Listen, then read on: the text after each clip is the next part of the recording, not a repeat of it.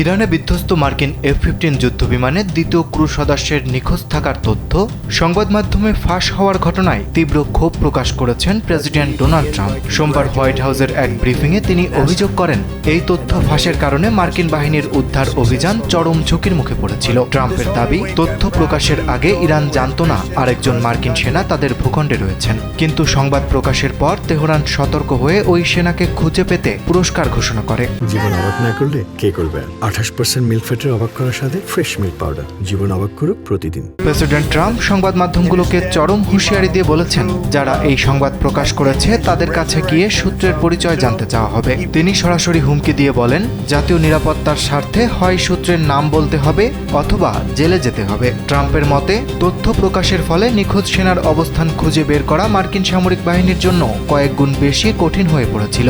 এ সময় তিনি তথ্য ফাঁসকারী ব্যক্তিকে একজন অসুস্থ ব্যক্তি হিসেবে অভিহিত করে বলেন, হয়তো ওই ব্যক্তি বুঝতে পারেনি এর পরিণতি ঠিক কতটা ভয়াবহ হতে পারে। তবে যেই এই কাজ করুক না কেন, তাকে খুঁজে বের করে শাস্তির আওতায় আনতে বদ্ধপরিকর বর্তমান প্রশাসন।